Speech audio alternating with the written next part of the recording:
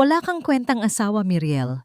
Kaya wag mong isisi sa anak ko kung naghahanap siya ng ibang babae na marunong mag-alaga at mag-asikaso sa kanya.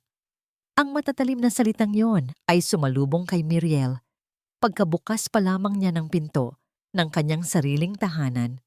Nakatayo siya sa pasilyo, suot pa ang kanyang uniforme mula sa ospital na amoy gamot at pagod.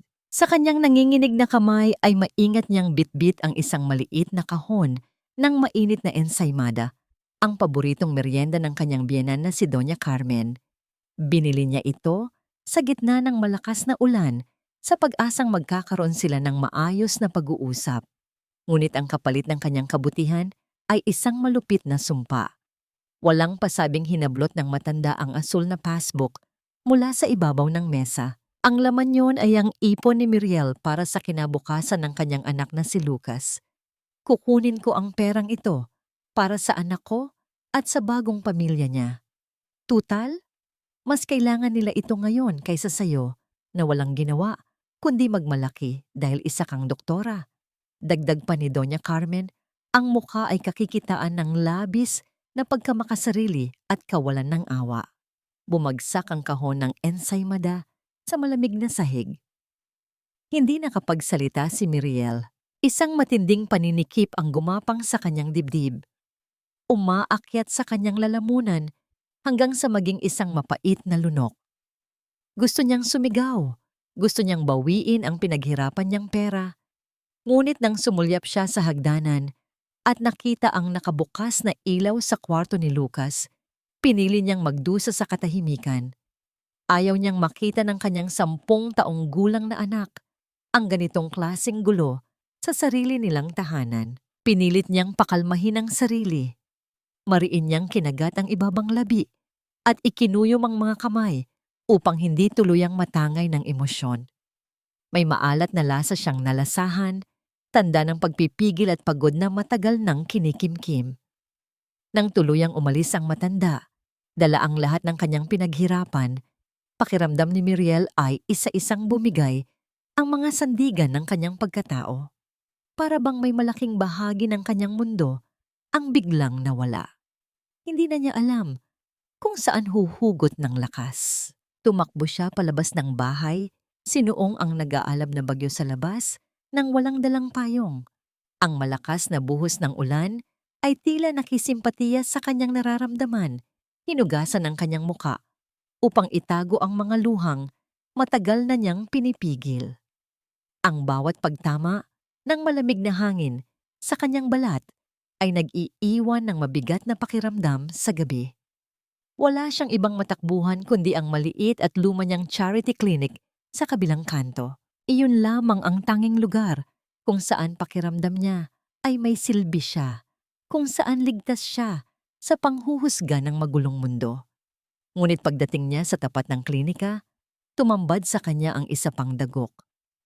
Ang salamin ng pintuan ay basag. Ang mga bubog ay nagkalat sa sahig na parang mga luha ng yelong na isaboy sa semento. May nakapasok. Dahan-dahang humakbang si Miriel papasok. Ang kaba ay mabilis na pumalit sa kanyang kalungkutan. Sa pag-aninag niya sa madilim na bahagi ng kwarto, nakita niya ang bulto ng isang malaking lalaki. Basang-basa ang mga damit nito, ang malalapad na balikat ay nanginginig, habang pilit na sinisira ang trangka ng kabinet kung saan nakatago ang mga pinakamamahaling gamot. Gumamit ang lalaki ng isang matigas na bakal upang pilitin itong bumuka. Nang tuluyang masira ang kandado, mabilis na dinampot ng lalaki ang mga kahon ng gamot na para sa malalang sakit sa bato. Sa halip na tumakbo palayo o humingi ng tulong, nanigas sa kinatatayuan si Miriel. Ang bigat ng kanyang paghinga ay naging dahilan upang mapalingon ang lalaki. Nagkatinginan sila. Inaasahan ni Miriel na susugurin siya ng kawatan upang patahimikin, ngunit isang kakaibang eksena ang naganap na nagpabagal sa ikot ng kanyang mundo. Ang lalaki ay nagmamadaling lumapit sa kanya, hindi upang manakit, kundi upang ibagsak ang magkabilang tuhod nito nang direkta sa ibabaw ng mga nagkalat na matutulis na bubog. Hindi man lang dumaing ang estranghero kahit pa bumao ng mga piraso ng salamin sa kanyang balat. Ibinaba ng lalaki ang kanyang ulo hanggang sa halos sumayad ito sa sahig, habang ang magkabilang braso ay mahigpit na nakayakap sa mga kahon ng gamot, na para bang ito ang pinakamahalagang bagay sa buong universo. Doktora, parang awa mo na. Ang boses ng lalaki ay nanginginig, basag, at puno ng isang uri ng pighating pamilyar kay Miriel. Ipapupulis mo na ako pagkatapos. Tanggap ko yun.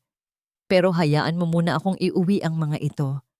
Hayaan mo muna akong isalba ang nanay ko. Hindi na siya makahinga. Tinitigan ni Miriel ang lalaking nakaluhod sa kanyang harapan. Ang matipunong katawan nito ay binalot ng dumi at putik. Ang buhok ay nakadikit sa noo dahil sa ulan. May sariwang dugo na umaagos mula sa isang malalim na hiwa sa braso nito dahil sa pagbasag ng salamin kanina. Ngunit sa halip na pansinin ang sariling sugat, maingat na inangat ng lalaki ang laylayan ng kanyang maduming damit upang hanapin ang natitirang tuyong bahagi nito. Ginamit niya yon upang punasan ang mga patak ng ulan na dumikit sa bote ng gamot.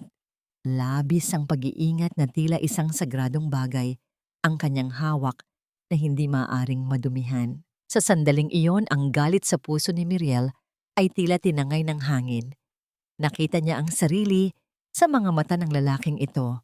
Pareho silang sugatan, pareho silang pinagkanulo ng tadhana at pilit na inaagawan ng mahal sa buhay. Ang pagkakaiba lamang, ang lalaking ito ay handang isuko ang sariling kalayaan at dangal para iligtas ang kanyang ina, habang siya ay nanatiling tahimik at nagpapakaalipin sa mapanghusgang lipunan. Sino ang tunay na magnanakaw sa mundong ito? Ang lalaking nakaluhod sa bubog para sa buhay ng kanyang ina, o ang mga taong kumuha ng lahat kay Miriel habang nagmamalinis sa mata ng lipunan? Unti-unting bumaba ang tingin ni Miriel sa teleponong hawak niya. Imbes na pindutin ang numero ng mga pulis, dahan-dahan niyang ibinulsa ito.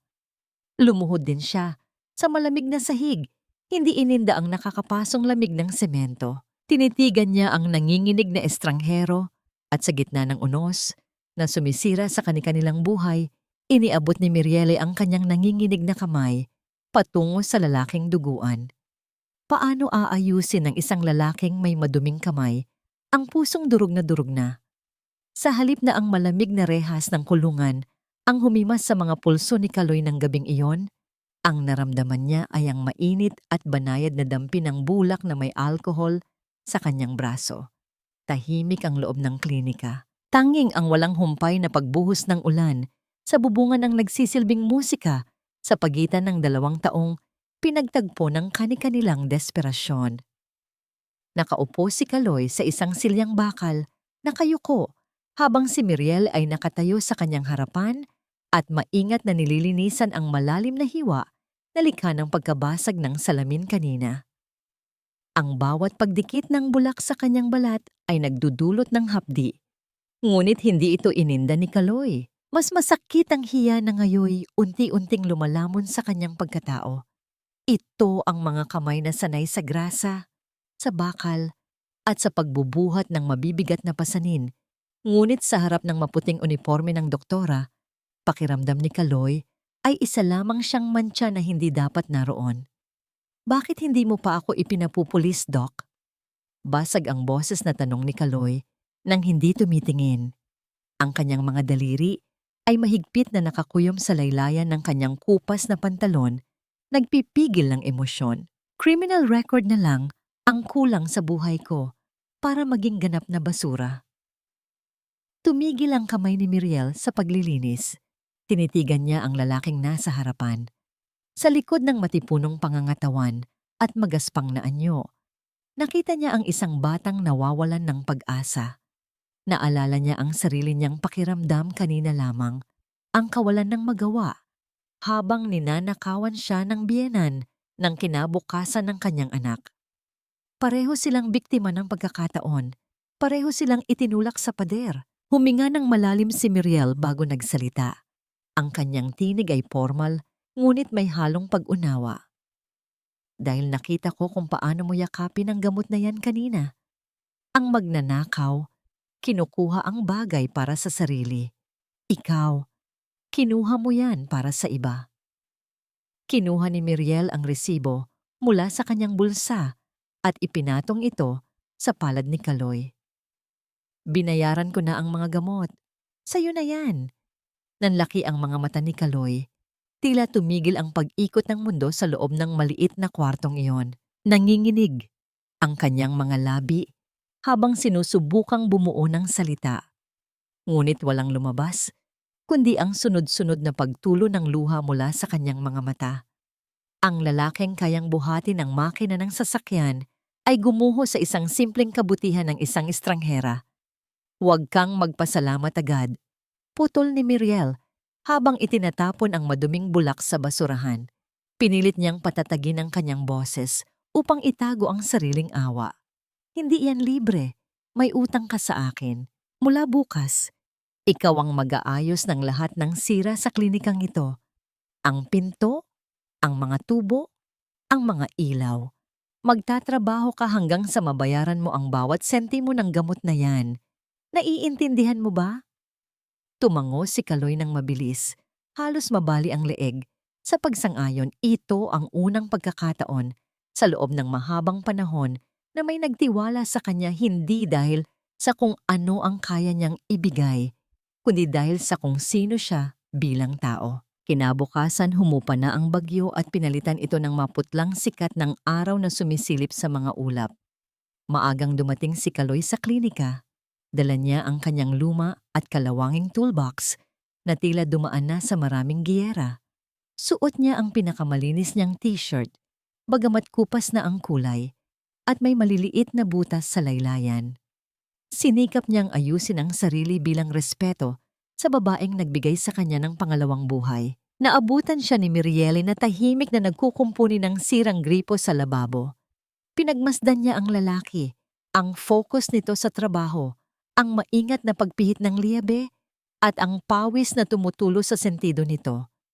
May kakaibang gaan sa pakiramdam ni Miriel na makitang may umaayos sa mga bagay na matagal nang sira sa kanyang paligid, mga bagay na nasanay na siyang tiisin.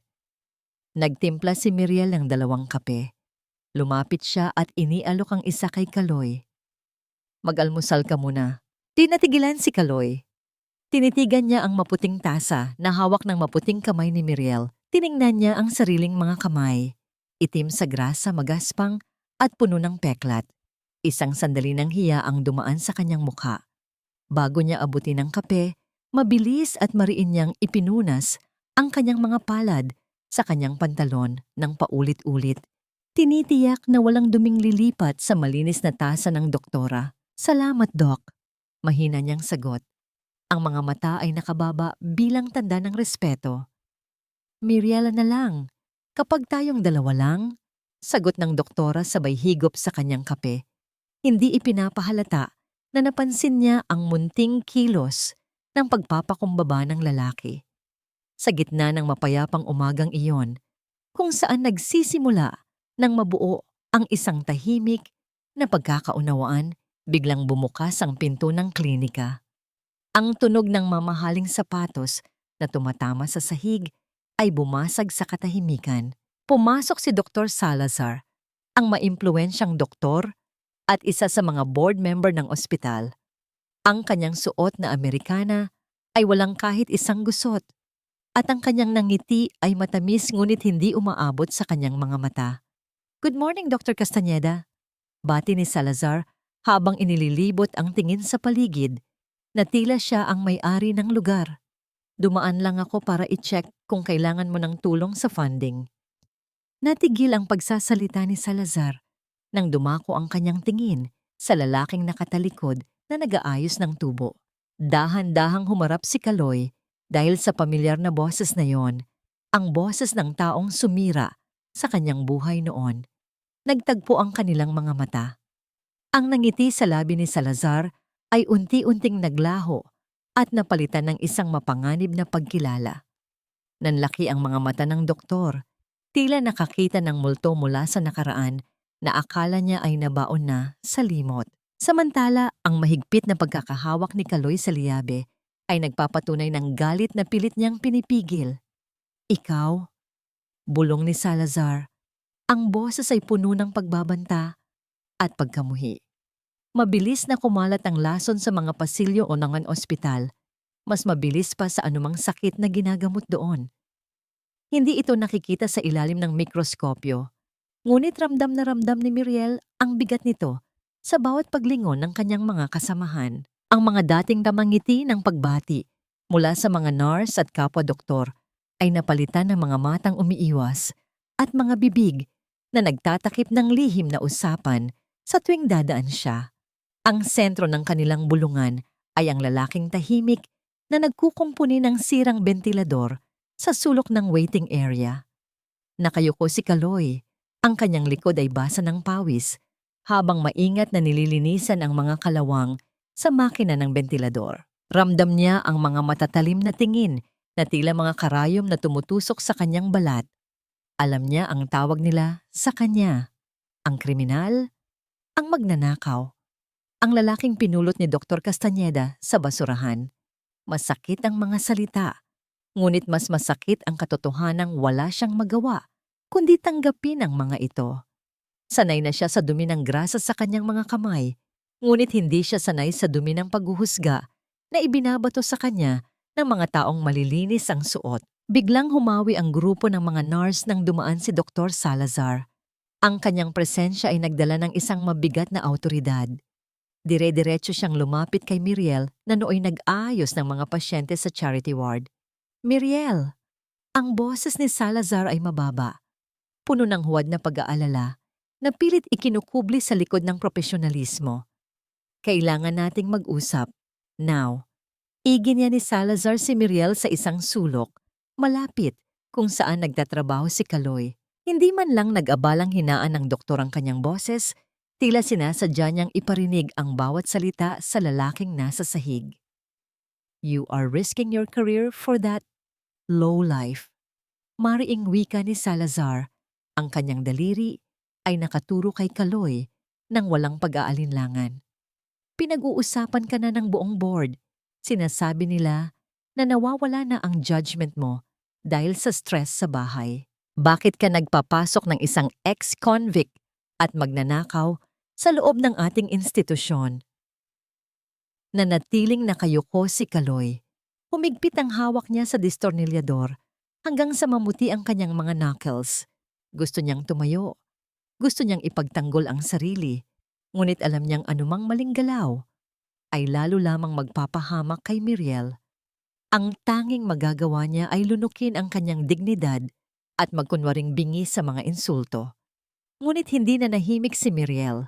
Itinaas niya ang kanyang chin, ang kanyang mga mata ay nagliyab sa halong galit at paninindigan. Dr. Salazar, wala kang karapatang husgahan ang mga desisyon ko sa charity clinic na ito. Si Kaloy ay nagtatrabaho ng marangal. Inaayos niya ang mga kagamitang pinabayaan na ng maintenance department ng ospital na ito, ang parehong departamento na nasa ilalim ng pamamahala mo. Natigilan si Salazar.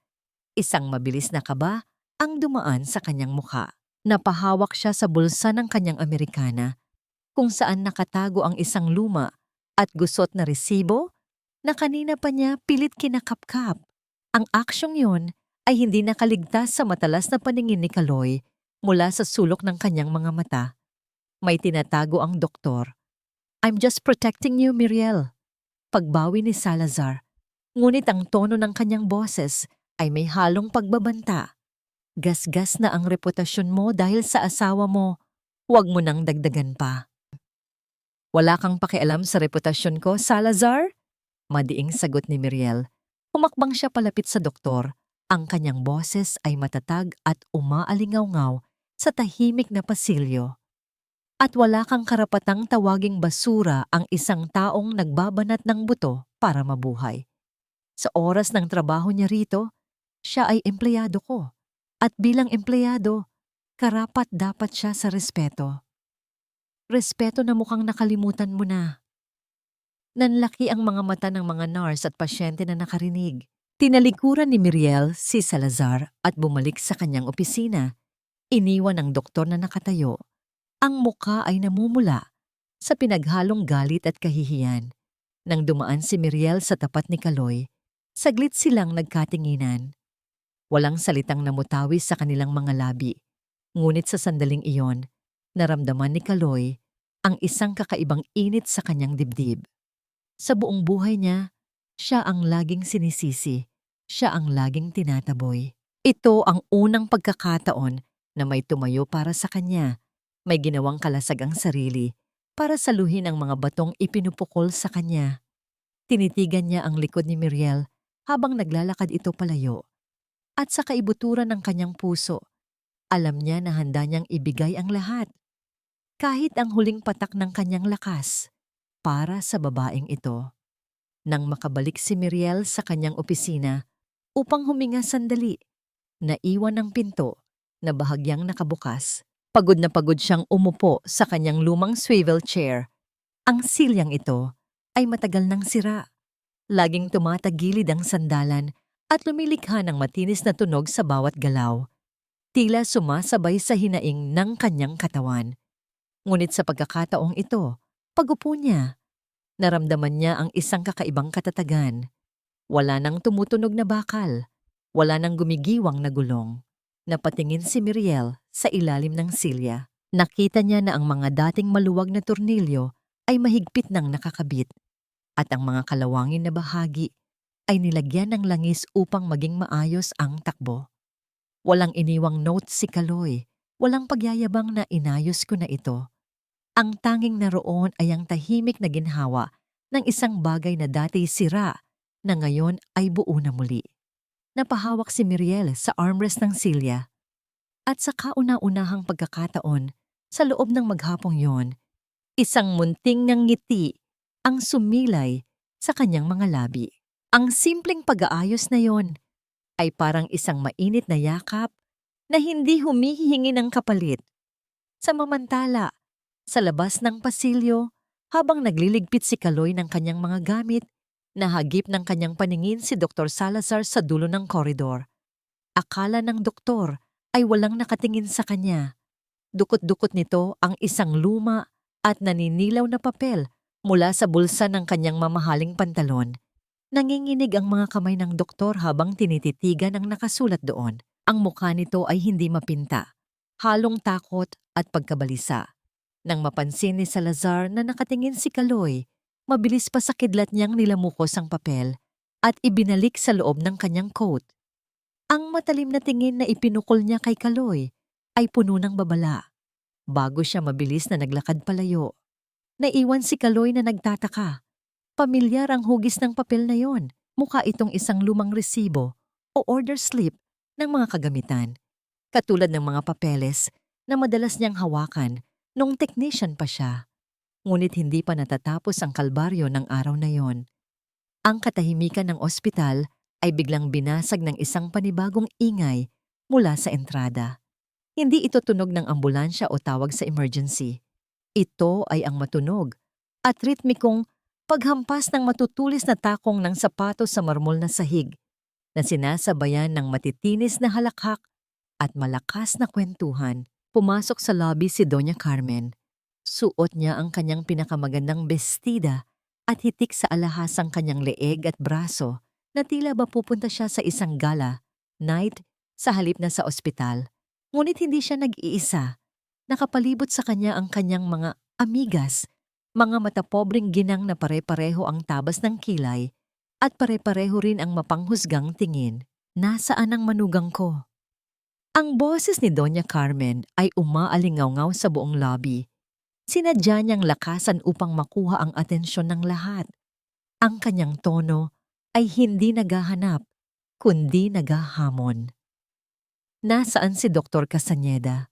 Gusto kong makita kung totoo ang balita na nagpapatira siya ng lalaki sa charity clinic habang ang anak ko ay nagpapakahirap magtrabaho sa ibang bansa. Natigil ang lahat ng tao sa lobby. Ang mga pasyente, nurse at gwardiya ay napatingin sa matanda. Alam nilang lahat na kasinungalingan ang sinabi nito. Alam nilang lahat na ang anak ni Doña Carmen ay nasa kabilang bayan lang kasama ang kabit. at hindi nagtatrabaho sa abroad. Ngunit ang kahihiyan ay mabilis na gumapang sa hangin. Nasa itaas ng hagdan si Miriel nang marinig niya ang iskandalong ito. Nanigas siya sa kanyang kinatatayuan.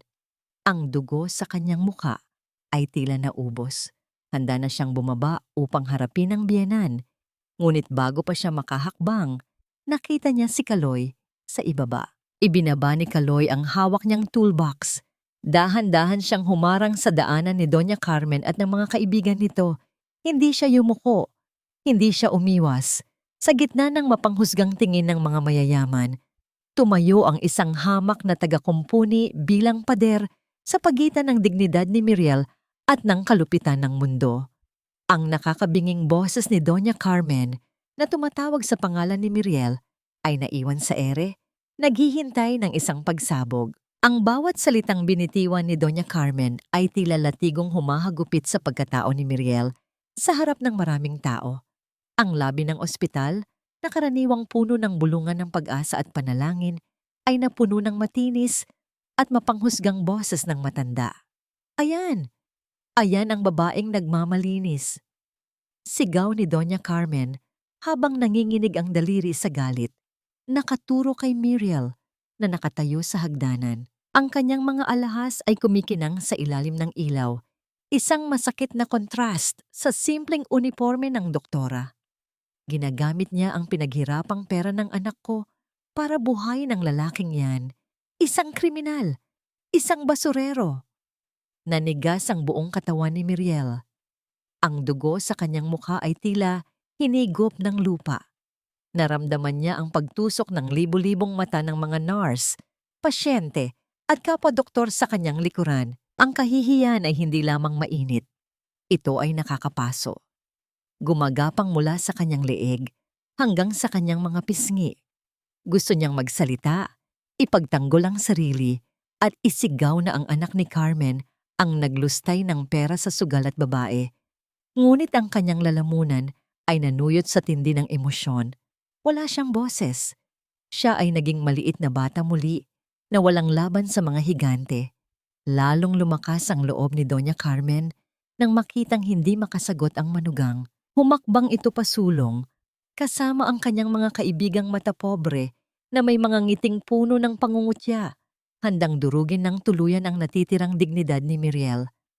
Ngunit bago pa man makalapit ang matanda sa hagdanan, isang malaking anino ang humarang sa kanyang dinadaanan.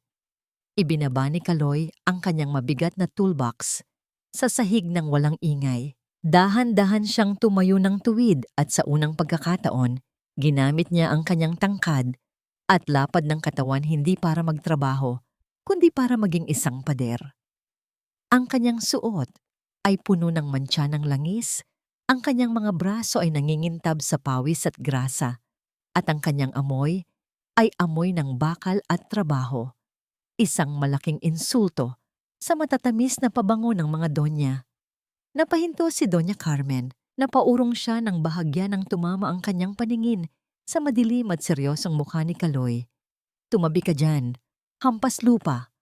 Asik ng matanda. Bagamat may bahid ang takot ang kanyang boses, hindi gumalaw si Kaloy. Hindi siya nagtaas ng boses. Tinitigan lamang niya ang matanda gamit ang mga matang nakakita na ng pinakamadilim na bahagi ng mundo. Ang kulungan, ang gutom, ang kawalan ng pag-asa. Sa harap ng mga matang iyon, ang yaman at kapangyarihan ni Doña Carmen ay tila walang halaga. Umalis na po kayo, ang sabi ni Kaloy. Ang kanyang boses ay mababa, kalmado, ngunit may talim na mas matigas pa sa bakal na kanyang hinuhulma araw-araw. Wala kayong karapatang magkalat ng dumi sa lugar na ito. Ang ospital ay para sa mga may sakit, hindi para sa mga makakati ang dila. Narinig ng buong labi ang kanyang sinabi. Ilang nurse ang nagtakip ng bibig upang pigilan ang gulat. Namula si Doña Carmen sa galit at hiya. Wala pang sino mang mahirap ang nangahas na kausapin siya ng ganoon.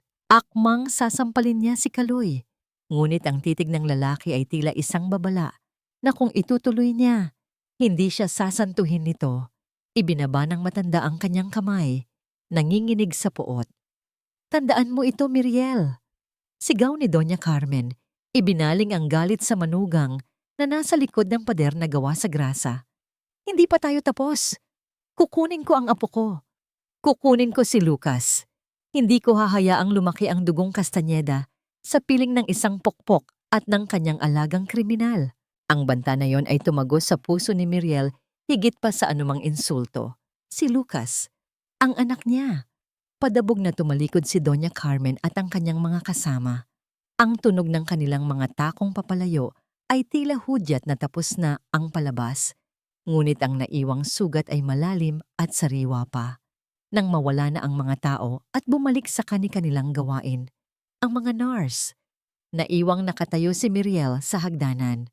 Nagsimulang manginig ang kanyang mga tuhod. Napahawak siya sa railings upang hindi bumagsak.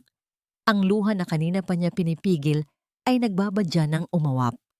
Naramdaman niya ang presensya ni Kaloy sa kanyang tabi. Hindi siya nito hinawakan. Alam ng lalaki na ang kanyang maduduming kamay ay hindi bagay sa malinis na uniforme ng doktora. Sa halip, dumukot si Kaloy sa kanyang bulsa sa likod. Inilabas niya ang isang panyo. Ito ay luma na at manipis. Ngunit napanatili itong maputi at malinis, ang nag-iisang malinis na bagay sa katawan ng lalaking puno ng dumi. Maingat, halos may takot na baka madumihan niya ang hangin sa pagitan nila. Iniaabot ito ni Kaloy kay Miriel. Huwag mong hayaang makita nilang umiiyak ka, Dok. Bulong ni Kaloy, hindi makatingin. Nang diretso sa mga mata ni Miriel, hindi sila karapat-dapat sa luha mo. Tinanggap ni Miriel ang panyo. Amoy, sabong panlaba at araw ito. Sa gitna ng kanyang pagkasira, ang simpleng panyong yon ang naging angkla niya. Pinunasan niya ang kanyang mga mata habang pinagmamasdan si Kaloy na yumuko upang pulutin ang kanyang toolbox. Sa pag-angat ng tingin ni Kaloy, napansin ni Miriel na bahagyang nakaawang ang lumang pitaka ng lalaki na nahulog sa ibabaw ng toolbox. May sumilip na isang maliit na litrato sa plastik na lalagyan nito. Hindi ito litrato ng babae o anak. Ito ay isang gusot na larawan ng isang dialysis machine na may nakasulat na presyo at petsa sa likod. Kumunot ang noo ni Miriel. Bakit magtatago ng litrato ng makina ang isang mekaniko sa kanyang pitaka? Anong klaseng bigat ang dinadala ng lalaking ito na pilit niyang itinatago sa likod ng kanyang katahimikan? Bago pa man makapagtanong si Miriel, ang katahimikan ay binasag ng pagtunog ng kanyang cellphone sa bulsa. Ang vibration nito ay tila isang masamang pangitain na gumapang sa kanyang balat. Sinagot niya ito, at ang boses ng guro ni Lucas sa kabilang linya ay punong-puno ng panarantat. Hello, Mrs. Castañeda. Si Lucas po. Nawawala siya sa classroom. Ang boses ng guro ay garalgal. May mga kaklase po siyang nagsabi na tinukso siya tungkol sa inyo. Tungkol sa sinabi ng lola niya. Tumakbo po siya palabas ng school gate kanina pa at hindi na namin mahanap. Nabitawan ni Miriel ang panyo ni Kaloy. Ang puting tela ay dahan-dahang bumagsak sa sahig sa tabi ng sapatos na puno ng putik ng lalaking nagtanggol sa kanya. Ang mundo ni Miriel ay biglang umikot at nagdilim. Ang anak niya, ang kaisa-isang dahilan ng kanyang paglaban, ay tumakas dahil sa laso ng mga matatanda.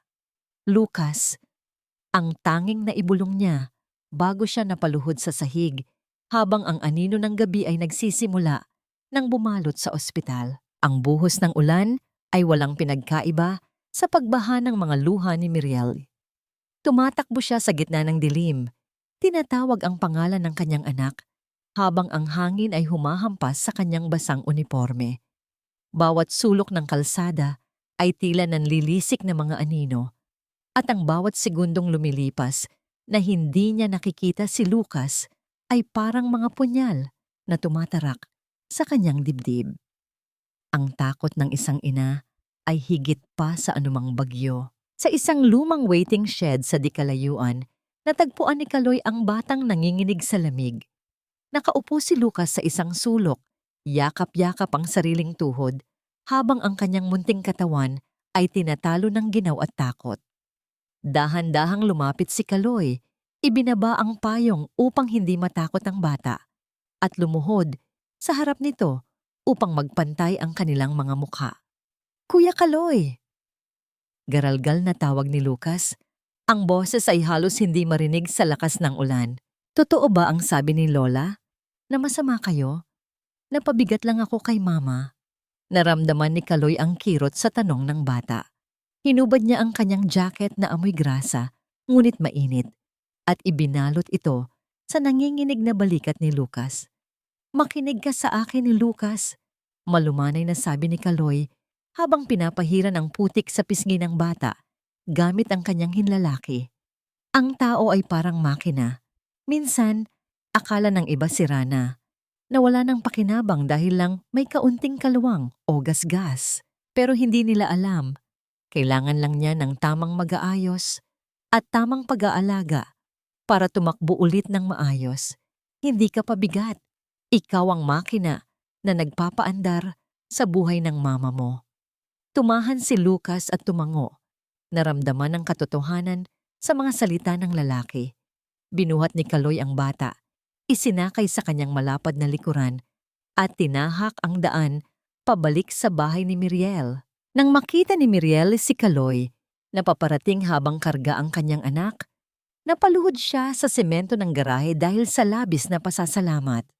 Ang bigat na dumagan sa kanyang dibdib ay biglang naglaho at napalitan ng isang mainit na pakiramdam ng kapanatagan.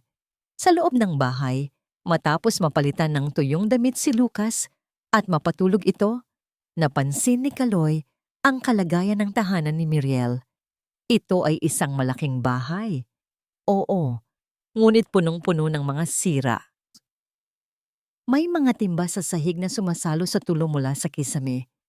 Ang ilaw sa kusina ay kumukurap-kurap.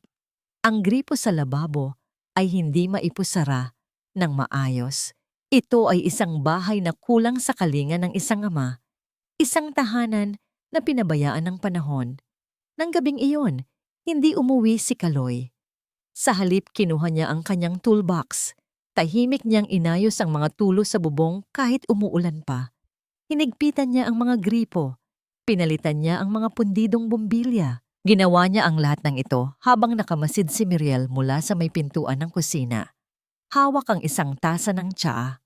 Sa bawat pihit ni Kaloy ng liyabe, tila hinihigpitan din niya ang mga maluluwag na tornilyo sa puso ni Miriele. Biglang namatay ang lahat ng ilaw. Nagkaroon ng brownout dahil sa bagyo. Binalot ng dilim ang buong kabahayan. Napasinghap si Miriele sa gulat. "Huwag kang gagalaw, Doc. Nandito lang ako." Ang boses ni Kaloy ay malalim at nagmumula sa dilim, nagbibigay ng direksyon at seguridad. Nagsindi ng kandila si Miriele. Ang maliit na liwanag ay sumayaw sa dingding, lumilikha ng malalambot na anino. Nakita niya si Kaloy na nakatayo sa itaas ng hagdan. Sinusubukang ayusin ang fuse box. Ngunit sa paggalaw ng lalaki, naapakan niya ang isang madulas na basahan. Muntik nang mahulog si Kaloy. Mabilis na tumakbo si Miriel at nasalo ang braso ng lalaki bago pa ito tuluyang bumagsak.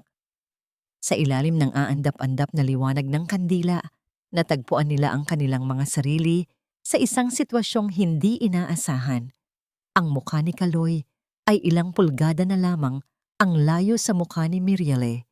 Naamoy ni Miriel ang pinaghalong amoy ng ulan, sabong panlaba, at ang natural na init ng katawan ng isang lalaking nagtrabaho buong maghapon. Ang paghinga ni Kaloy ay bumilis at naramdaman ni Mirieli ang mabilis na tibok ng puso nito sa pamamagitan ng kanyang palad na nakapatong sa dibdib ng lalaki.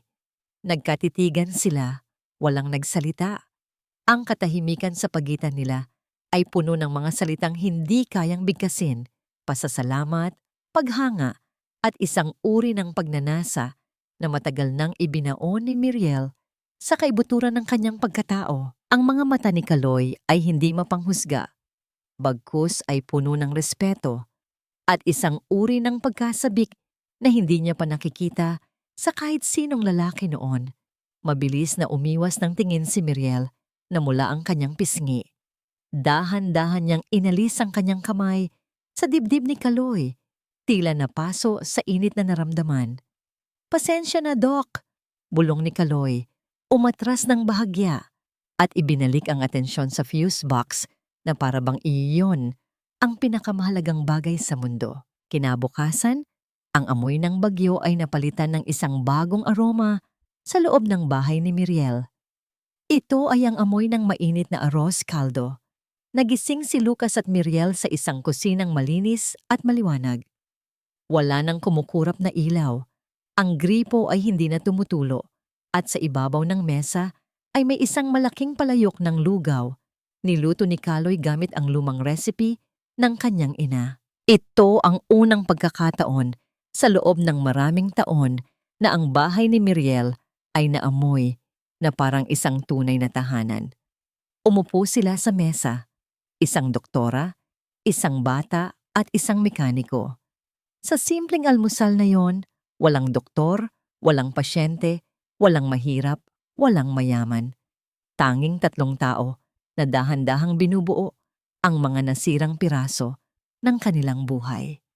"Ang sarap, Tito Kaloy," masayang sabi ni Lucas. Ang tawag sa lalaki ay nagbago na. Hindi na ito kuya, kundi tito. Isang pag-angat sa antas ng paggalang at pamilya. Napangiti si Miriel, isang nangiting totoo at nagmumula sa puso. Ngunit sa likod ng kanyang nangiti, may bumabagabag sa kanyang isipan. Ang kalagayan ng ina ni Kaloy. Kung ganito siya kabuting tao, bakit hinayaan ng tadhana na magdusa ng ganito ang kanyang pamilya? Anong klaseng sakit meron ng kanyang ina na nagtulak sa isang marangal na anak na magnakaw? Habang naghuhugas ng pinggan si Miriel, tumunog ang telepono ni Kaloy na naiwan sa ibabaw ng mesa. Hindi niya sinasadyang makita ang pangalan na tumatawag mula sa ospital. Puno ng pag-aalala, sinagot niya ang tawag. "Hello? Hinahanap ko si Mr. Calix Serrano." Ang boses ng nurse sa kabilang linya ay malamig at formal. "Mula po ito sa ICU. Kailangan niyo pong pumunta rito ngayon na. Nagkaroon po ng komplikasyon ang nanay ninyo sa dialysis. Na comatose po siya." Ang basong hawak ni Miriel ay biglang nabitawan. Hindi ito nabasag.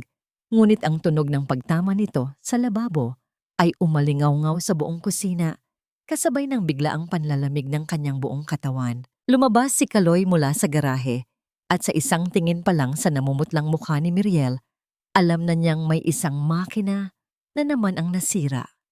At sa pagkakataong ito, hindi ito basta-bastang makina. Ito ang makina na bumubuhay sa kanyang ina. Ang biyahe papuntang ospital ay isang tahimik na karera laban sa oras. Si Miriel ang nagmamaneho, ang kanyang mga kamay ay mahigpit na nakakapit sa manibela na tila doon siya humuhugot ng lakas. Katabi niya si Kaloy, nakatulala sa bintana, ngunit ang kanyang mga mata ay hindi nakikita ang mga gusaling kanilang nilalampasan. Ang nakikita niya ay ang paulit-ulit na imahe ng kanyang inang hirap na humihinga, isang alaalang bumabaon sa kanyang puso na parang bubog. Pagdating sa ICU, ang malamig na hangin mula sa aircon ay tila sampal na gumising sa kanila sa masakit na katotohanan. Nakahiga ang ina ni Kaloy sa isang kama na napapalibutan ng mga makina. Ang dibdib nito ay bahagyang tumataas at bumababa sa tulong ng isang ventilator. Isang masalimuot na gubat ng mga tubo at wire ang nakakabit sa manipis nitong katawan. Bawat isa ay may sariling tungkulin sa pagpapanatili ng buhay na unti-unti nang bumibitaw. Napaluhod si Kaloy sa tabi ng kama. Kinuha niya ang kamay ng kanyang ina. Ang balat nito ay malamig at nagsisimula ng mangitim sa mga dulo ng daliri, isang senyales na hindi sapat ang oxygen na dumadaloy sa kanyang dugo. Hinaplos ni Kaloy ang kamay na iyon, ang kamay na nagpakain sa kanya, nag-aruga at gumabay sa kanya sa lahat ng unos ng buhay. Umiyak siya ng walang tunog. Ang kanyang mga balikat ay nanginginig sa kimkim na pighati habang isinusumpa ang sarili sa hindi pag-alam ng maaga. Hindi iniwan ni Miriel si Kaloy. Nanatili siya sa likuran, isang tahimik na presensya na nagbibigay ng suporta. Bilang isang doktor, alam niya ang ibig sabihin ng mga numerong lumalabas sa monitor. Alam niyang paubos na ang oras. Nag-umaga, nagpalit ang mga nurse, ngunit hindi umalis si Kaloy sa tabi ng kanyang ina. May isang bagay na bumabagabag sa kanyang isipan, isang palaisipan na hindi niya mabuo. Bakit biglang bumagsak ang kalusugan ng kanyang ina, gayong sumusunod naman ito sa gamutan? Ang kanyang tingin ay paulit-ulit na napupunta sa dialysis machine na nakatayo sa isang sulok ng kwarto. Ang makina na dapat sana ay naglilinis sa dugo nito. Ngunit tila ito pa ang nagiging lason. Kinagabihan, nang ang buong ospital ay nababalot na sa katahimikan at tanging ang mahinang pag-ikot ng mga bentilador at ang ritmikong tunog ng mga monitor ang maririnig, tumayo si Kaloy. Ang kanyang mga mata ay nag-aalab sa isang mapanganib na determinasyon. Tinitigan niya ang natutulog na gwardiya sa labas ng ICU at sa isang pagkakataong walang nakatingin, pumasok siyang muli sa silid. Nilapitan niya ang dialysis machine. Sa kanyang mga mata, hindi ito isang komplikadong kagamitang medikal. Isa lamang itong makina at alam na alam ni Kaloy ang bawat tornilyo at kawad nito. Gamit ang isang maliit na distornilyador mula sa kanyang bulsa, maingat niyang binuksan ang casing sa gilid ng makina. Ang kanyang mga kamay ay hindi nanginginig. Ang mga ito ay gumagalaw ng may katiyakan, tulad ng isang siruhanong nagbubukas ng katawan ng pasyente. At doon, sa ilalim ng maputlang ilaw ng emergency lamp, nakita niya ang sagot. Ang dialyzer, ang pinakaimportanteng filter ng makina, ay hindi ang karaniwang brand na ginagamit ng ospital. Ito ay isang murang replacement part na gawa sa mababang kalidad na materyales. Isang peking pyesa na hindi kayang linisin ng maayos ang dugo. Kasabay ng pagkadiskubring iyon, isang masakit na alaala ang biglang bumalik sa isipan ni Kaloy. 5 taon na ang nakalipas, noong siya pa ang pinakamagaling na medical technician sa ospital. Isang kahon ng ganitong-ganitong peke at murang filter ang ipinilit ipakabit sa kanya ni Dr. Salazar. Tumanggi siya. Alam niyang ilalagay nito sa panganibang buhay ng mga pasyente. Bilang ganti, kinabukasan, isinumbong siya ni Salazar na nagnanakaw ng mamahaling pyesa. Ginamit ng doktor ang kanyang kapangyarihan para idiin siya. Tinanggalan siya ng lisensya. Ikinulong at sinira ang kanyang buong pagkatao. Ang lahat ng ito ay dahil sa isang kahon ng peking filter. Nanginginig sa galit, isinara ni Kaloy ang makina. Ngunit huli na ang lahat. Isang nurse na nag-iikot ang nakakita sa kanyang ginawa. Ilang minuto lamang ang lumipas, tumunog ang telepono ni Miriel sa kanyang opisina kung saan siya nagpapahinga. Si Dr. Salazar ang nasa kabilang linya. Doktora, Castañeda. Ang boses ni Salazar ay malamig na parang yelo, ngunit may halong tuwa ng isang mananalo. I heard may alaga kang aso na nahuling nagkakalkal ng kagamitan sa ICU. It's hospital property, Miriel. Tampering, a criminal offense, unless isuko mo siya sa pulis ngayon din. I will make sure na madadamay ang lisensya mo sa gulong ito. Choose your side. Nanlamig ang buong katawan ni Miriel. Ito na ang kinatatakutan niya. Inilalagay siya ni Salazar sa isang sitwasyong walang panalo. Ngunit nang maalala niya ang mukha ni Kaloy na umiiyak sa tabi ng kanyang ina, nang maalala niya ang lalaking humarang sa biyanan niya, isang tapang ang biglang umusbong sa kanyang puso. No, Salazar. Mariing sagot ni Miriel. Ang bawat salita ay puno ng paninindigan. I will not choose a side because I am on the side of the truth. At kung kailangan kong isugal ang lisensya ko para lumabas ang katotohanan, gagawin ko. Ibinaba ni Miriel ang telepono. Tumakbo siya palabas ng opisina, hinahanap si Kaloy. Alam niyang gagawa ng masama si Salazar. Samantala, sa isang madilim na pasilyo, nakatayo si Kaloy sa labas ng ICU, binabantayan ng 2 gwardiya. Alam niyang bitag ito. Alam niyang kailangan niya ng pruweba. Ang kanyang mga mata ay desperadong naghahanap ng paraan. At doon, sa dulo ng koridor, nakita niya ang isang janitor na nagmamadaling maglinis. Sa pagmamadali nito, hindi niya napansin na may nahulog mula sa kanyang bulsa, isang kumpol ng mga susi. Isa sa mga susi ay may pulang ribon. Ang susi para sa archives room. Ang silid kung saan nakatago ang lahat ng lumang resibo at papeles ng ospital. Tinitigan ni Kaloy ang mga susi na nakahandusay sa sahig, kumikinang sa ilalim ng ilaw. Tumingin siya sa mga gwardiya na nakatalikod.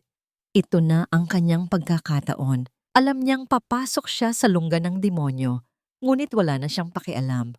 Para sa kanyang ina, para sa hustisya, handa siyang masunog. Dahan-dahan siyang humakbang papalapit sa mga susi. Ang bawat galaw ay maingat at puno ng panganib. Ang archives room ay matatagpuan sa basement ng ospital, isang lugar na bihirang puntahan at laging amoy ng lumang papel at alikabok. Walang bintana. Tanging isang mahinang bumbilya ang nagsisilbing liwanag, lumilikha ng mahahabang anino mula sa mga bundok ng mga estanteng puno ng mga kahon at folder. Maingat na ipinasok ni Kaloy ang susi sa seradura. Ang pagpihit niya rito ay halos walang tunog. Pagpasok niya sa loob, ang pinto ay dahan-dahan niyang isinara. Nilulunok siya ng katahimikan at ng bigat ng nakaraan na nakatago sa bawat sulok ng silid na yon. Ang kanyang puso ay mabilis na tumitibok. Hindi dahil sa takot na mahuli, kundi dahil sa pagkasabik na mahanap ang katotohanan. Alam niya kung saan hahanapin. Inilawan niya ang kanyang cellphone at sinundan ang mga label sa mga kahon. Procurement, medical supplies, 2019. Habang naghahalongkat siya sa mga naninilaw na papel, ang amoy ng luma ay nagbalik sa kanya ng mga alaala. Ang mga multo ng kanyang nakaraan ay tila nagising at nagsimulang bumulong sa kanyang tenga. Naalala niya ang araw na ipinatawag siya sa opisina ni Salazar, ang ngiti ng doktor na puno ng kasinungalingan. Naalala niya ang mga gwardyang humihila sa kanya papalabas ng ospital habang ang mga dating kasamahan ay nakatingin lamang. Walang nagtangkang tumulong.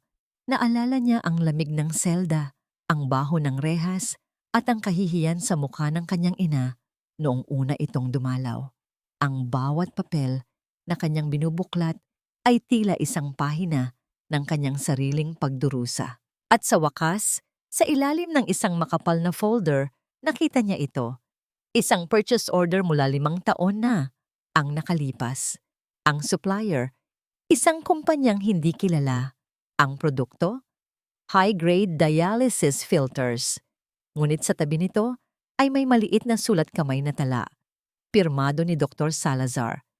Replace with alternative brand. Same price. Ito na ang ebidensya. Ang pruweba na sinadya ni Salazar na bumili ng murang piyesa, ngunit idineklara sa ospital sa presyo ng orihinal. Ang sobrang pera ay ibinulsa niya, kapalit ng buhay ng mga pasyenteng walang kalaban-laban tulad ng kanyang ina. Kasabay ng pagkadiskubring iyon, isang nurse ang nagmamadaling tumakbo palapit sa kanya. Kilala ni Kaloy ang nurse na ito. Isa ito sa mga matatandang staff na may malasakit pa rin sa mga pasyente. "Kaloy!" hingal na sabi ng nurse. Ang mukha ay puno ng awa. Tumawag ang doktor mula sa ICU. Sinabi niyang wala na raw pag-asa ang nanay mo. It's only a matter of time. Ang mga salitang iyon ay tumagos sa pandinig ni Kaloy na parang isang matinis na tunog na hindi humihinto. Binitawan niya ang mga papel. Ang ebidensya, ang katotohanan, ang hustisya, lahat ay nawalan ng saysay. Huli na ang lahat. Isang matinding galit ang biglang umakyat mula sa kanyang sikmura patungo sa kanyang ulo. Isang galit na mas mainit pa sa apoy, mas madilim pa sa gabi. Ang pighati ay naging puot. Ang awa sa sarili ay naging isang uhaw na pagnanasa. para sa paghihiganti. Hindi na siya ang Kaloy na mekaniko.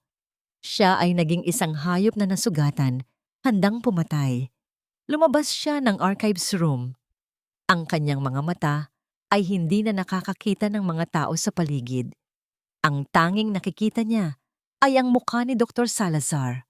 Sa kanyang paglalakad pabalik, napadaan siya sa kanyang lumang toolbox na naiwan sa pasilyo.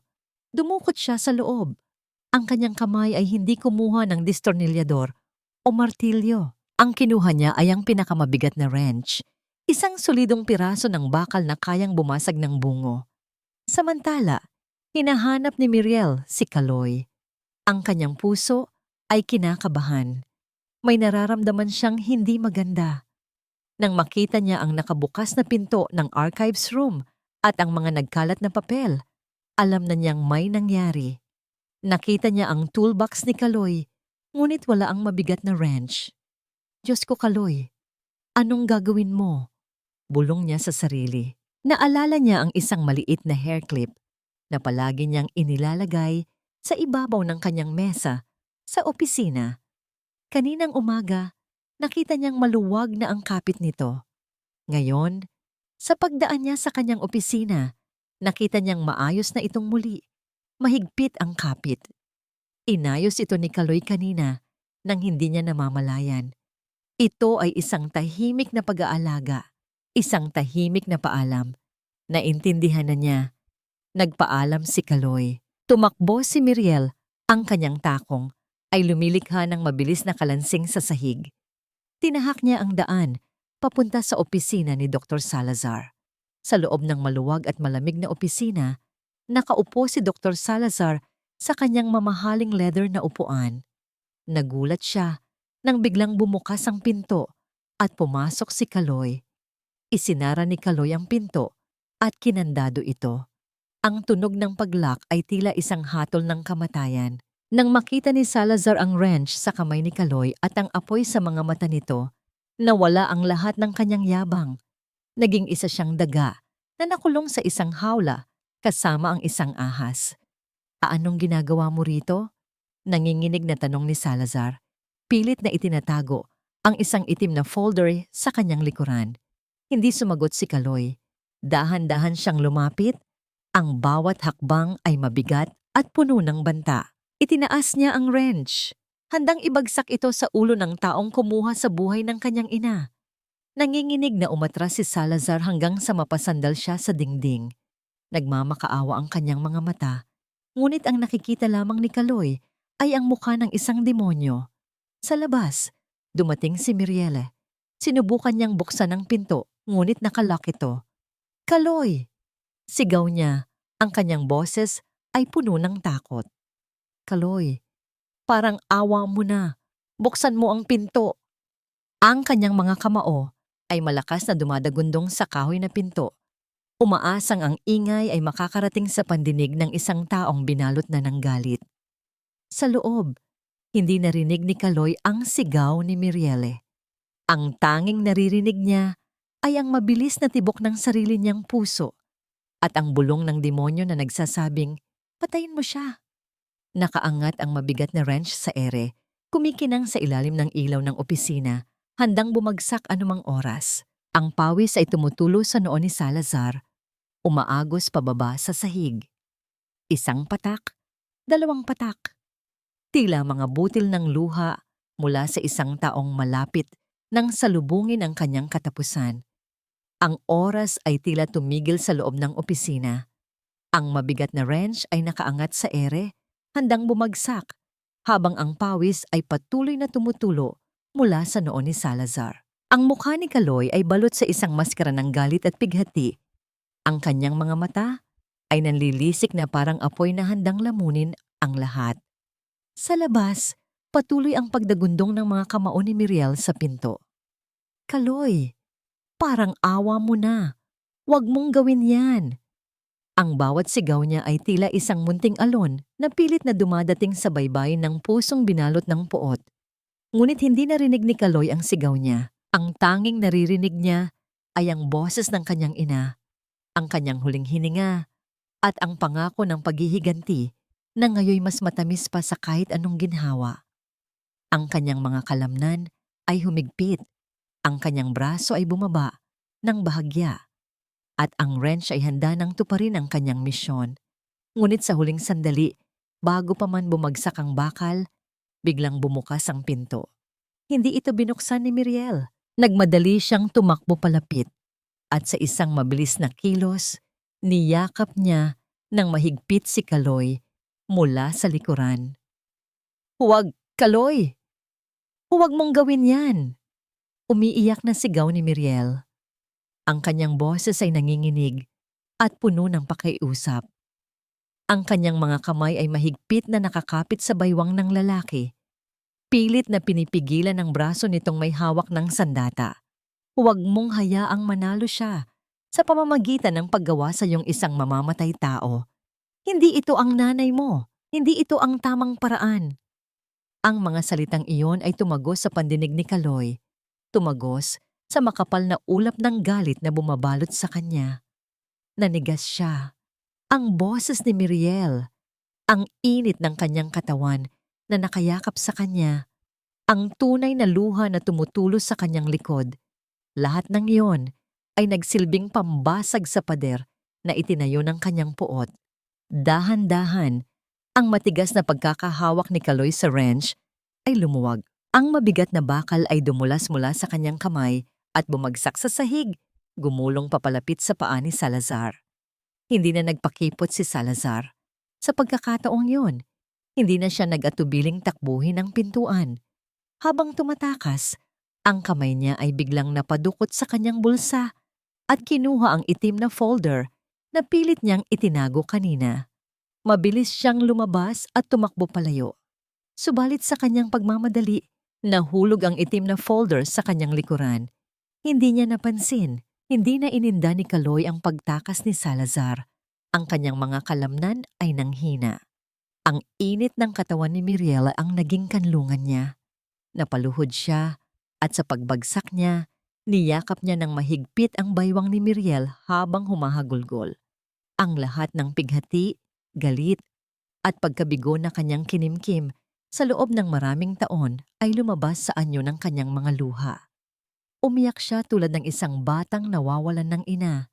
Isang sigaw ng sakit na matagal nang pinigilan. Hindi siya binitiwan ni Miriel. Hinalikan niya ang tuktok ng ulo ni Kaloy nang paulit-ulit na tila sinusubukan niyang hugasan ang lahat ng dumi at pighati mula sa kaluluwa ng lalaki.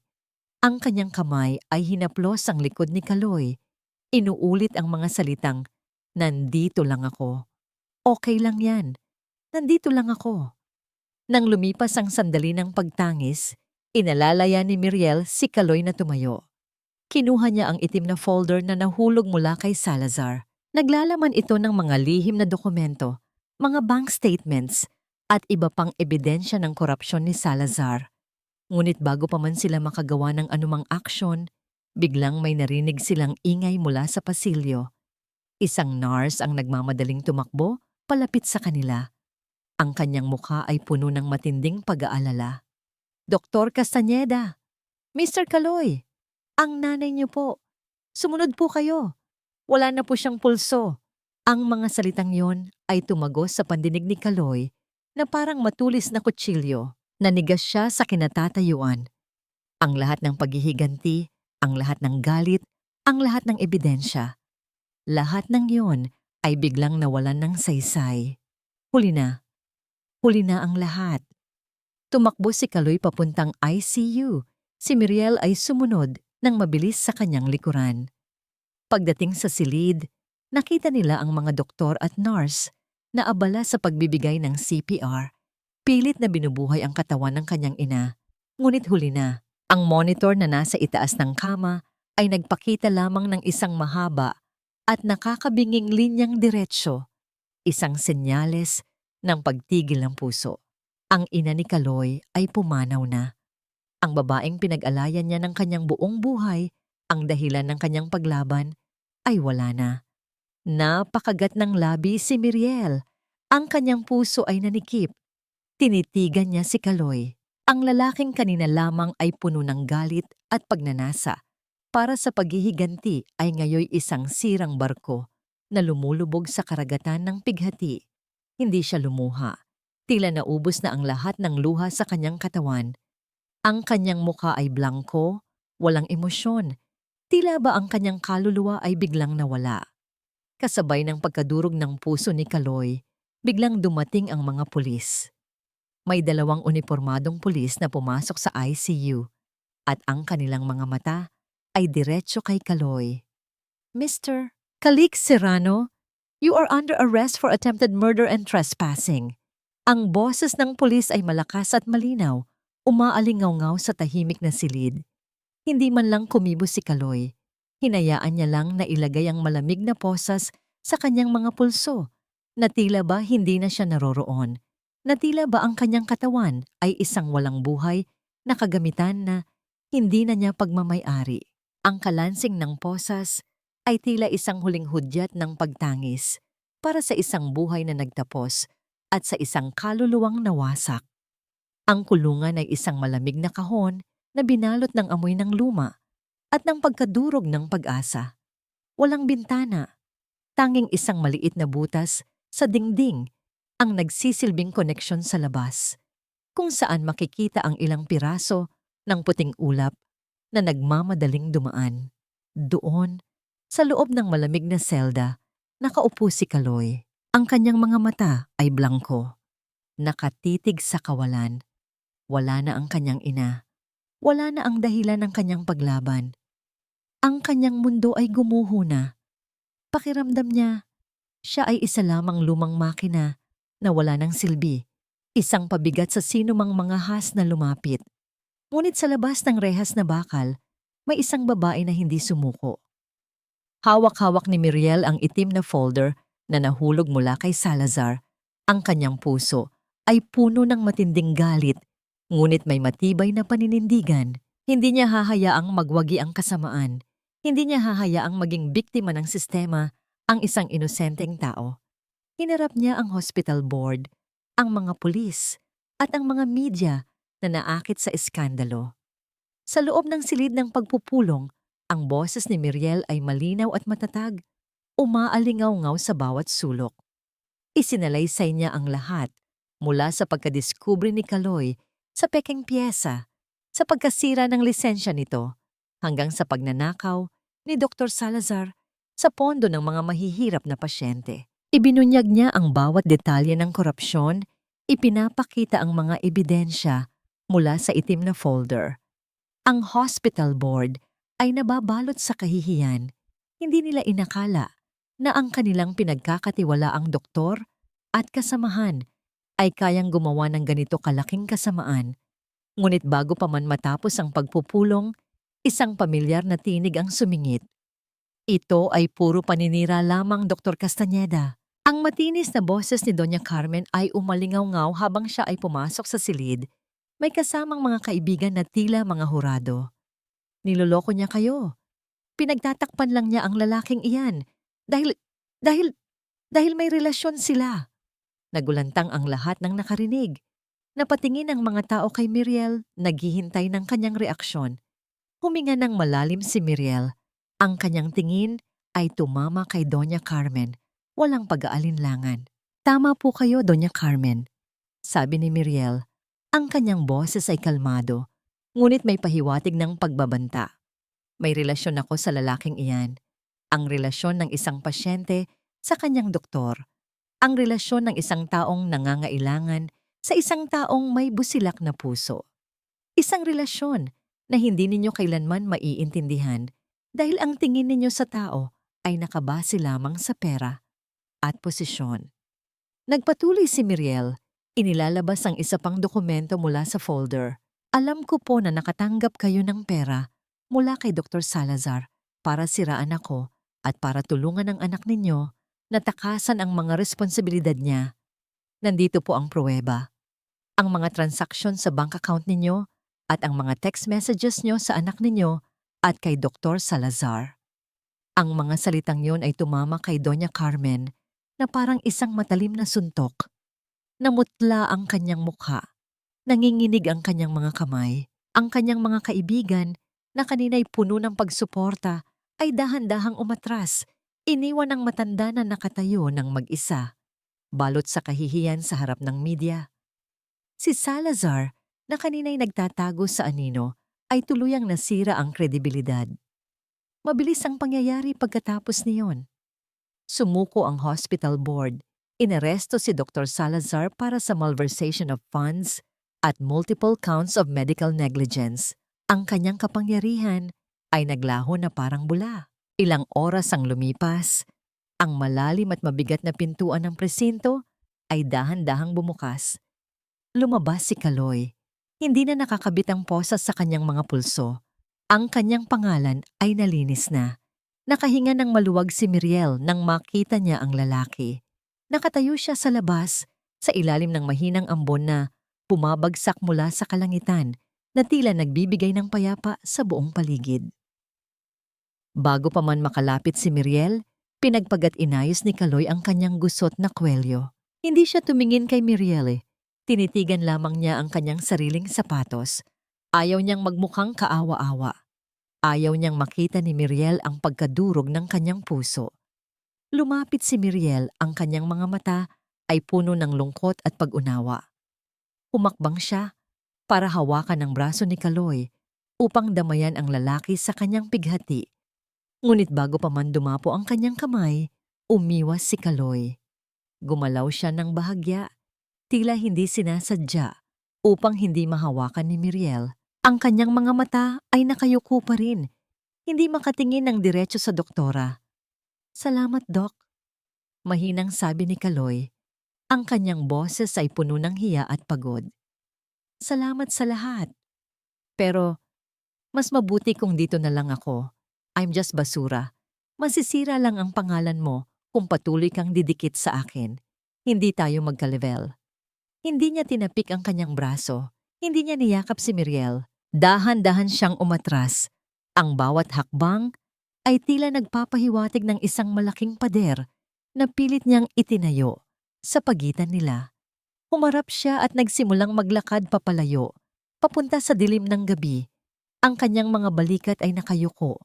Ang kanyang anino ay unti-unting lumalabo sa malabong liwanag ng mga poste. Ang mga bakas ng kanyang putik na sapatos ay dahan-dahang nawala sa ibabaw ng basang semento. Nilamon ng dilim at ng patuloy na pag-ambon. Iniwan si Miriel na nakatayo ng mag-isa. Ang kanyang puso ay nababalot sa isang matinding kalungkutan. 3 buwan ang lumipas simula nang maglaho si Kaloy sa dilim, kasama ang lahat ng pighati at pasanin na tila ba ayaw niyang ibahagi sa kahit kanino. Parang isang lumang makina na biglang namatay. Iniwan ang isang malaking butas sa buhay ni Miriel.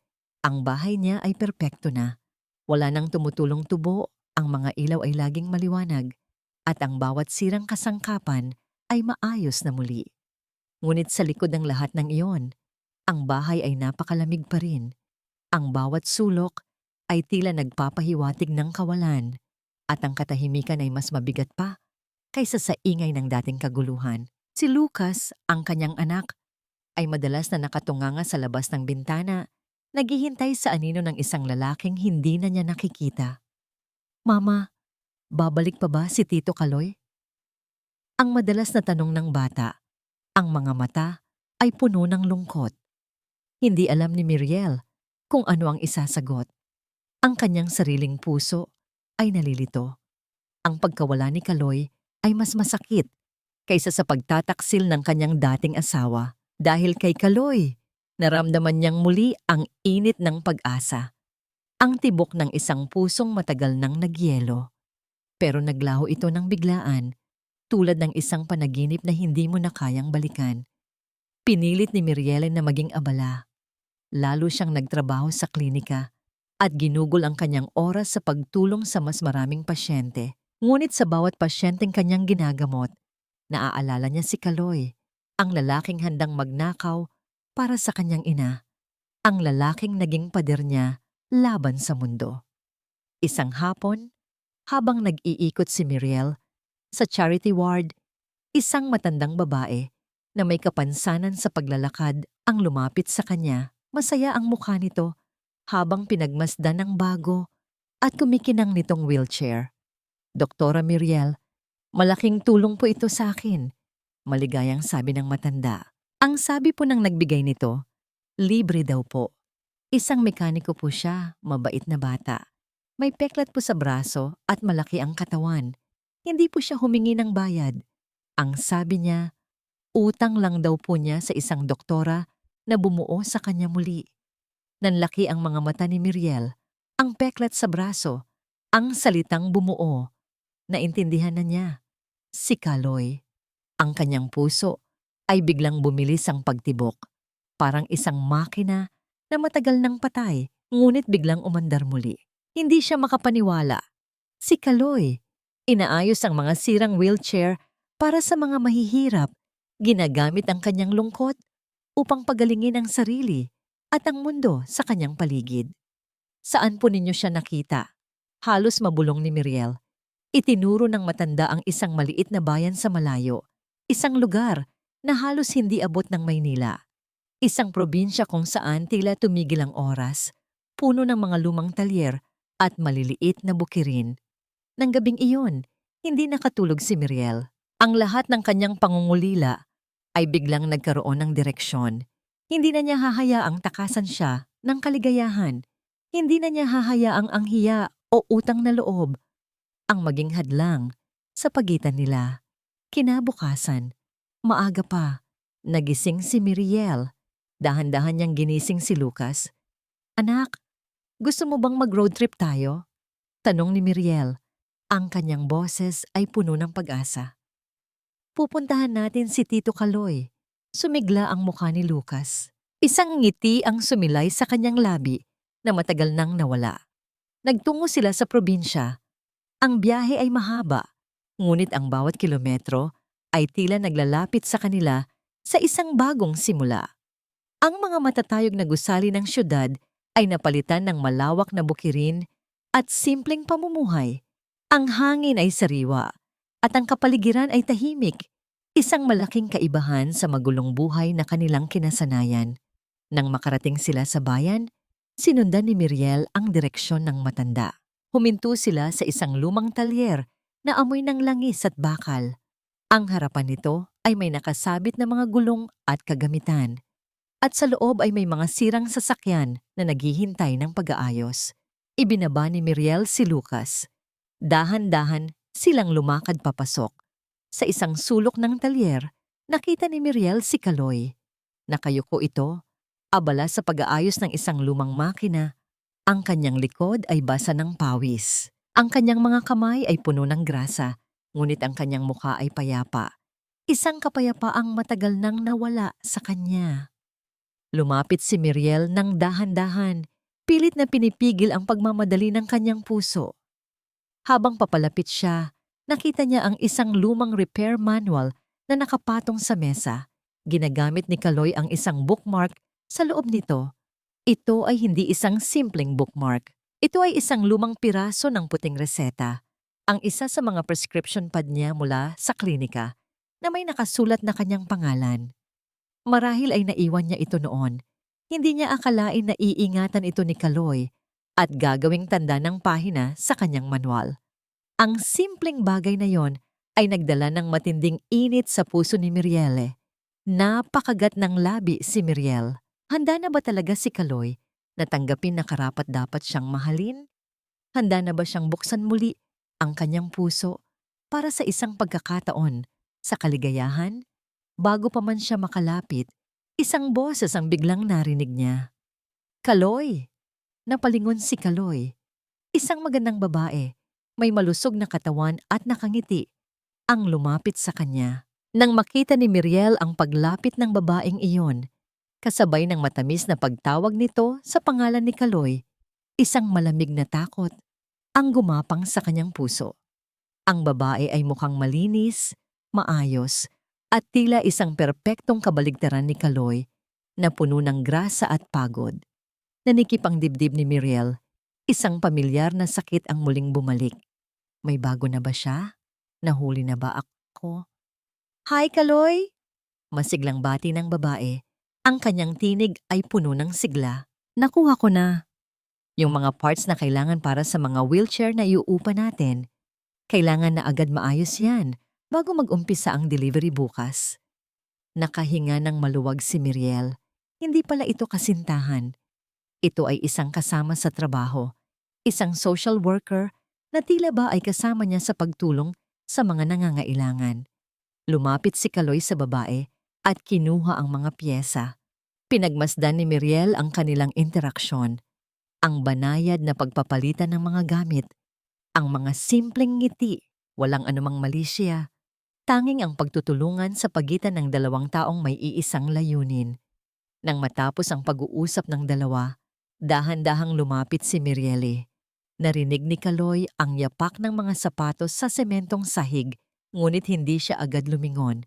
Tila alam niya kung sino iyon. Kaloy. Mahinang tawag ni Miriel. Dahan-dahang lumingon si Kaloy. Ang kanyang mga mata ay nanlaki nang makita niya si Miriel at si Lucas na nakatayo sa kanyang harapan. Ang kanyang pagod na mukha ay nabalot ng pagkabigla at pagkatapos ay ng isang komplikadong emosyon, hiya, sakit, at isang uri ng pag-aalangan. Miriel? Lucas, anong ginagawa niyo rito? Ang kanyang boses ay halos pabulong. Sinusundo ka namin. Simpleng sagot ni Miriel, ang kanyang mga mata ay hindi bumitaw sa lalaki. Umiling si Kaloy. Hindi pwede, Miriel. Hindi ako pwede. Lumapit si Miriel, hindi pinansin ang grasa at dumi sa damit ni Kaloy. Hinawakan niya ang mga kamay ng lalaki. Ang mga kamay na puno ng mantsa ng langis. Ang mga kamay na tila ba ay hindi bagay sa kanya. Ngunit sa halip na umatras, idiniin niya ang mga palad na yon sa kanyang sariling pisngi. Ang init ng balat ni Kaloy ay dumampi sa kanyang balat. Isang init na tila nagpapagaling sa mga sugat na matagal nang nakatago. Hindi tayo magka-level, Miriel, sabi ni Kaloy. Ang kanyang boses ay nanginginig. Putik ako, ulap ka. Ang mga kamay ko ay ginawa para sa bakal, hindi para sa malambot mong balat. Hindi ako karapat-dapat sa'yo. Naramdaman ni Miriel ang pait sa bawat salita ni Kaloy. Ito ang pader na itinayo niya sa pagitan nila. Ang kanyang sariling pagtingin sa sarili ang nagiging hadlang sa kanilang kaligayahan. Tingnan mo ang mga kamay ko, Kaloy, sabi ni Miriel. Ang kanyang boses ay lumakas, puno ng pagmamahal at paninindigan. Hinawakan niya ang mga kamay ni Kaloy at ipinaharap ito sa kanya. Ang mga kamay na ito ay doktor din. Ang mga kamay na ito ay lumikha ng buhay at ang mga kamay na ito rin ang inalagaan ka noong gabing iyon. Ang mga kamay na ito ay hindi natakot sa grasa mo. At ang puso ko ay hindi tumingin sa antas. Kaloy, tumingin ito sa kung sino ka. Isang lalaking mabuti, matapang, at marangal ang puso. Lumapit si Lucas at yumakap sa binti ni Kaloy. Papa Kaloy, di ba po uuwi na tayo? Ang sabi ng bata. Ang kanyang mga mata ay puno ng pag-asa. Sa pagtawag ng bata sa kanya ng Papa Kaloy at sa mga salita ni Mirielle na nagmula sa kaibuturan ng kanyang puso, napagtanto ni Kaloy ang katotohanan. Ang pagmamahal ay hindi tungkol sa antas o sa linis ng kamay. Ito ay tungkol sa pagtanggap, pag-unawa, at pagpapatawad. Lumuhod si Kaloy at niyakap ng mahigpit si Lucas at pagkatapos ay si Miriel. Ang yakap na yon ay hindi na puno ng galit o pagod. Ito ay puno ng pagmamahal, pasasalamat, at isang bagong pag-asa. Ang pader na kanyang itinayo ay gumuho na at sa wakas ay pinayagan niyang pumasok ang liwanag. Habang magkayakap silang tatlo, napansin ni Miriel ang isang bagay sa ibabaw ng toolbox ni Kaloy. Isang formal na sobre na may selyo ng korte, mukha itong isang opisyal na liham. Ano yan, Kaloy? Tanong ni Miriel. Ang kanyang boses ay puno ng kuryosidad. Dahan-dahang binuksan ni Kaloy ang sobre. Ang kanyang mga kamay ay nanginginig. Hindi ito dahil sa takot, kundi dahil sa pananabik. Ang liham ay naglalaman ng opisyal na dokumento mula sa gobyerno. Tapos na ang lahat, Miriel. Mahinang sabi ni Kaloy. Ang kanyang mga mata ay napupuno ng luha. Luha ng kaluwagan. Binalik na nila ang lisensya ko. Malinis na ang pangalan ko.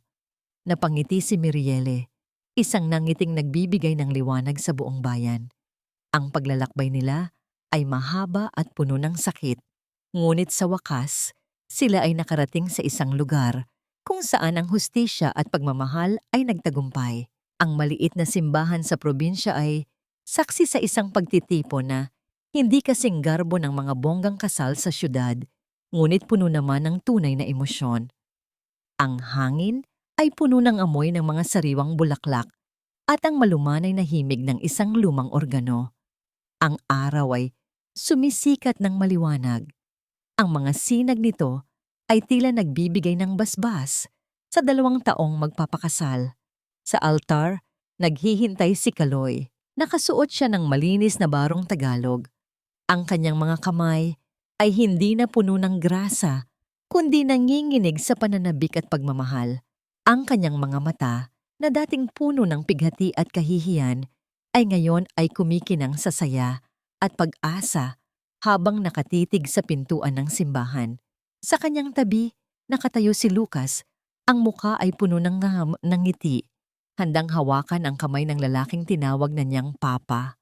Ang mga tao sa simbahan ay tahimik na naghihintay. Kabilang dito ang mga pasyente na dating tinulungan ni Mirielle at Kaloy sa charity clinic, mga kaibigan mula sa ospital na hindi sumuko sa paninira, at ilang piling mga residente mula sa probinsya na nakakilala sa kabutihan ni Kaloy. Napansin din ang kawalan ng mga dating kaibigan ni Mirielle na puro panay panlalait ang alam.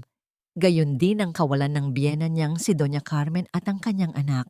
Ang kanila na lamang ay mga anino ng nakaraan na hindi na makakasira pa sa kanilang masayang hinaharap. At pagkatapos, ang pintuan ay dahan-dahang bumukas. Si Mirielle, sa kanyang simpleng puting damit, ay lumakad patungo sa altar. Ang kanyang muka ay nagniningning, hindi dahil sa mamahaling alahas, kundi dahil sa kapayapaan na natagpuan niya sa kanyang puso. Ang bawat hakbang niya ay tila isang paglalakad patungo sa isang bagong buhay. Isang buhay na puno ng pagmamahal at pagpapatawad. Nang marating niya ang altar, hinawakan ni Kaloy ang kanyang mga kamay. Ang kanilang mga palad ay nagtagpo. Ang mga kamay ng doktor at ang mga kamay ng mekaniko ngayon ay magkasama, handang buuin ang isang bagong kinabukasan. Sa kanilang pagpapalitan ng panata, hindi ang mga salita ang mas mahalaga, kundi ang emosyon na nakapaloob dito. Hindi ang mga mamahaling singsing ang kanilang isinuot, kundi isang simpleng singsing na maingat na hinulma ni Kaloy mula sa kumikinang na metal. Ito ang sagisag ng kanilang pag-ibig. Isang pag-ibig na kayang ayusin kahit ang pinakawasak na bagay. Isang pag-ibig na kayang bumuo muli mula sa mga basag na piraso. Matapos ang kasal, nagkaroon ng simpleng salo-salo. Ipinakita sa isang maikling paglalarawan kung ano ang nangyari sa mga kontrabida. Si Doña Carmen ay naiwang nag-iisa, nalugi sa negosyo dahil sa kawalan ng suporta ng anak na nakulong dahil sa pandarambong. Si Dr. Salazar naman ay nabubulok sa selda, tinakwil ng kanyang sariling pamilya, at nakalaban ang lahat ng taong kanyang inalipusta. Ang kanilang kapalaran ay isang malinaw na paalala na ang kasamaan ay hindi nananalo sa huli. Pagkatapos, ipinakita ang bagong simula ina Mirielle at Kaloy. Magkasama nilang binuksan ang isang charity clinic sa probinsya, kung saan si Kaloy na ang opisyal na head technician. Dito, ginamit nila ang kanilang mga natutunan mula sa pagdurusa upang magbigay ng pag-asa sa mga nangangailangan. Ang dating mekanikong puno ng galit ay ngayoy isang mapagmalasakit na technician na nagpapagana muli ng mga sirang makina, hindi lamang sa klinika, kundi pati na rin sa mga puso ng mga tao.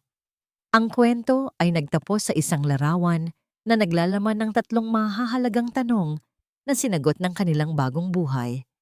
Una, ang pagpapatawad. Napatawad na ni Mirielle ang kanyang sarili sa mga pagkakamaling nagawa niya noong nakaraan at napatawad na rin niya ang mga taong nagdulot ng sakit sa kanya.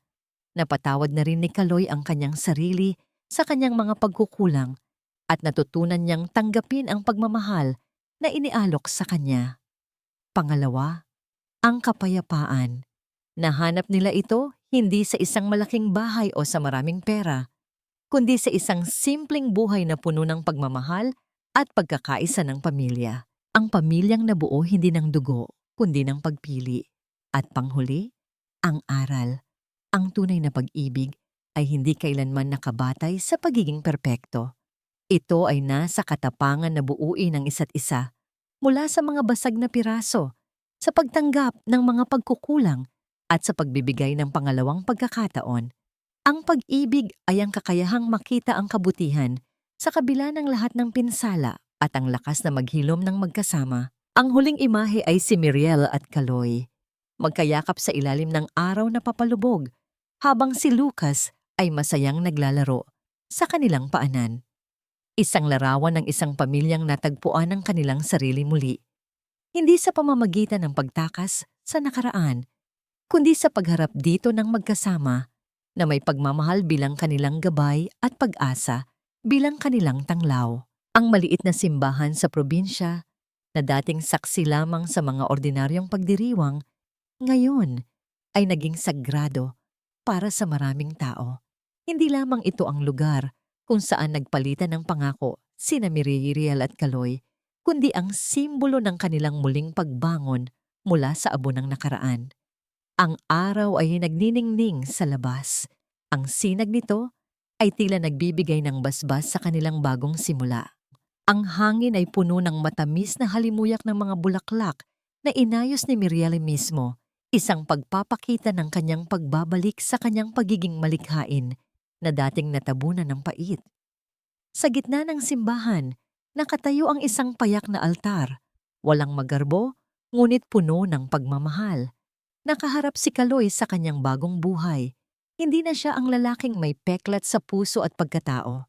Ang mga kamay niyang dating puno ng grasa at sakit ay ngayoy malinis at matatag. Habang hawak niya ang kamay ni Miriel, ang kanyang barong Tagalog ay hindi lamang damit, kundi isang sagisag ng kanyang pagbabagong anyo mula sa taong itinapon ng lipunan hanggang sa pagiging isang haligi ng kanyang bagong pamilya. Ang kanyang mga mata, na dati puno ng pighati, ay ngayon ay kumikinang sa saya at pag-asa. Nakatayo sa kanyang tabi si Lucas, ang batang dati natatakot at nalilito. Ngayon ay may ngiti na punong-puno ng kumpiyansa habang hawak ang kamay ni Kaloy. Si Lucas ang tulay sa pagitan ng kanilang nakaraan at hinaharap ang buhay na patunay na ang pagmamahal ay maaring lumampas sa anumang pagkakamali. Nagsimula ang kanilang paglalakbay bilang mga individual na sugatan, ngunit sa bawat pagsubok, sila ay naghilom at lumakas ng magkasama. Si Miriel, ang doktor na nagbukas ng kanyang puso sa kabila ng mga sugat, ay natagpuan ang kanyang pagpapatawad hindi lamang sa mga taong nagkasala sa kanya, kundi pati na rin sa kanyang sarili. Ang kanyang pagpapatawad sa sarili ang nagbigay sa kanya ng lakas upang magmahal muli at ang magmahal ng lubusan. Ang mga naghahasik ng lagim sa kanilang buhay, si Dr. Salazar at si Doña Carmen, ay nakatanggap na ng kani-kanilang karma. Nakulong si Salazar, ang kanyang pangalan ay nadungisan at ang kanyang karera ay tuluyang nawasak. Si Doña Carmen naman ay naiwang nag-iisa, pinabayaan ng sariling anak at kinakain ng kanyang sariling kasakiman. Ang kanilang kapalaran ay isang tahimik ngunit malinaw na mensahe. Ang kasamaan, gaano man kalaki, ay hindi magtatagumpay sa huli. Ngayon, sa kanilang bagong tahanan sa probinsya, hindi sila nagtatago mula sa nakaraan. Sa halip, ginagamit nila ito bilang pundasyon ng kanilang hinaharap. Ang kanilang charity clinic ay naging simbolo ng pag-asa sa komunidad. Si Kaloy, na may lisensya na bilang isang ganap na medical equipment technician, ay masigasig na inaayos ang mga makina, nagbibigay ng bagong buhay sa mga kagamitang dati itinuturing ng sira. Si Mirielle naman, sa kanyang pagbabalik sa pagiging doktor, ay nagbibigay ng kalinga at pag-asa sa mga pasyenteng nangangailangan. Ang kanilang pagmamahalan ay hindi natapos sa kasal. Ito ay patuloy na lumalago, pinatitibay ng mga pagsubok na kanilang nalampasan.